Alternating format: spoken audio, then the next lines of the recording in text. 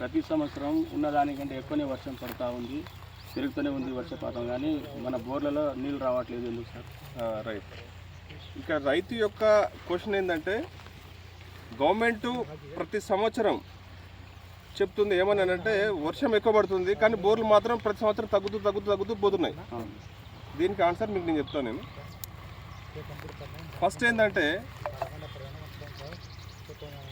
మీ భూమిలో అంటే మీ ఊరి కింద ఉన్న 1000 ఎకరాలు అనుకుందాం ఫర్ ఎగ్జాంపుల్. ఒకప్పుడు 10 సంవత్సరాల కింద చూసుకుంటే, 20 సంవత్సరాల కింద చూసుకుంటే మీ ఊరి కింద 20 బోర్లు ఉండేవి ఫర్ ఎగ్జాంపుల్. ఇప్పుడు 20 బోర్లు పోయి 50 బోర్లు అయినాయి. అంటే దాని అర్థం ఏంటి?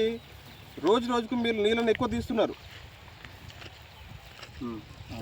పాయింట్ 1 అది. అంటే మీకు అవసరాలు పెరిగినాయి. రెండోది ఏంటి? జనాభా పెరుగుదల. రోజుకు జనాభా పెరుగుదల ఎక్కువైంది. మూడోది కల్టివేషన్ రేట్ ఎక్కువైంది. అంటే 100 ఎకరాలు సాగు చేసేది ఇప్పుడు 500 ఎకరాలకు వచ్చింది. అంటే దాని అర్థం ఏంటి? రోజుకు మీరు వాటర్ ఎక్కువ తీసుకున్నట్టు అర్థం. దాని అర్థం భూమి నుంచి వాటర్ ఇది ఒకటి. ఇంకోటి ఏంది? మీరు కల్టివేషన్ రేట్ పెరిగినప్పుడు రీఛార్జ్ అనేది తక్కువ చేస్తున్నారు. ఇప్పుడు ఈ కల్టివేషన్ పెరిగిందని అంటే మీరు రీఛార్జ్ తక్కువ అవుతున్నట్టే దాని అర్థం. వర్షం పడినప్పుడు రన్ ఆఫ్ అంటే ఎక్కువ వెళ్ళిపోతుంది. సో ఇలా కాకుండా మీరు ఏం చేయాలంటే రీఛార్జ్ మీద మీ యొక్క ఆలోచన పెంచాలి. అంటే రీఛార్జ్ చేయాలి వాటర్ని. ఎప్పుడైతే వాటర్ రీఛార్జ్ చేస్తామో మీ బోర్లు సస్యశ్యామలు మంచిగా వస్తాయి.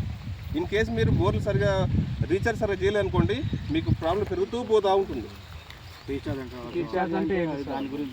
రీఛార్జ్ అని అంటే వర్షం పడినప్పుడు మీరు చెక్ డ్యామ్స్ అని ఉంటాయి, పర్కోలేషన్ ట్యాంక్స్ అని ఉంటాయి, సీసీ. మీకు ఇక్కడ ఎక్కువగా ఉపయోగపడేది ఏంటంటే హిల్లీ ప్రాంతాలు కదా, గుట్టలు ఉన్నాయి. వీటికి కంటిన్యూస్ కాంటూర్ ట్రెంచ్ అని ఒకటి ఉంటుంది, CCT. అంటే గుట్ట చుట్టూ మీరు ఒక ట్రెంచ్ కొట్టాలి. అంటే గుట్ట ఉందనుకోండి, గుట్టకు కింద ఒక ట్రెంచు, దానికి మధ్యలో ఒక ట్రెంచు, పైన ఒక ట్రెంచు. అంటే ఎక్కడ వాటర్ అక్కడ రీఛార్జ్ అవుతుంది గుట్టలో. మీకు ఇక్కడ ప్లేన్ ల్యాండ్ చాలా తక్కువ ఉంది. మీకు ఇప్పుడు ఏమైనా ఈ వర్షాకాలంలో బోర్లు వస్తే ఎండాకాలంలో బోర్లు పోయావు. ఎందుకంటే వర్షాకాలంలో ఉన్న కొంత వాటర్ అంతా మీకు లాగుతున్నారు.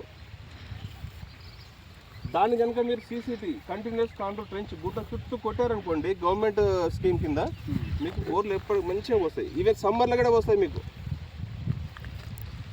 మీకు అవకాశం ఉంటుంది. గ్రామీణ ఉపాధి హామీ పథకాల్లో తెలిసే అవకాశం ఉండొచ్చు. మీకు ఇది చేయించుకోండి. మీకు ఎందుకు గుట్టలు ఉన్నాయి మంచిగా, మీరు దాన్ని ఉపయోగించుకోవాలంటే కంటిన్యూ CCTలు కొట్టండి, ట్రెంచ్లు కొట్టండి. ఆ గ్రామ పంచాయతీ ఆ హెడ్ కింద ఉంటాయి కదా, మీకు చేయించండి. మీకు ఇది చాలా మీకు ఉపయోగపడుతుంది. ఇది చేస్తే మీ బోర్డు సమ్మర్లో కూడా వస్తాయండి. మీకు ఎందుకు ప్లేన్ ల్యాండ్ తక్కువ ఉంది. ప్లేన్ ల్యాండ్ లేకున్నా కూడా మేము అలాంటి సజెస్ట్ చేయము. సో అందుకొరకే మీకు ప్లేన్ ల్యాండ్ చాలా తక్కువ ఉంది కాబట్టి మీకు రీఛార్జ్ సరిగ్గా లేదు కాబట్టి గుట్టల మీద రీఛార్జ్ చేయాలి మీరు. అదే వాటర్ మీకు ఉపయోగపడుతుంది. అదే సార్, గుట్టల మీద వాళ్ళు 3 ఫీట్లు 2 ఫీట్లు దిగిస్తారు.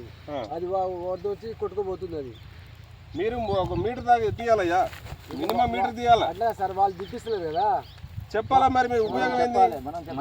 ఇప్పుడు గ్రామ పంచాయతీ ఇప్పుడు మీ హ్యాండ్ ఓవర్ ఉంటుంది. ప్రజలందరూ ఓట్లు వేస్తున్న ఇది అయిపోయింది.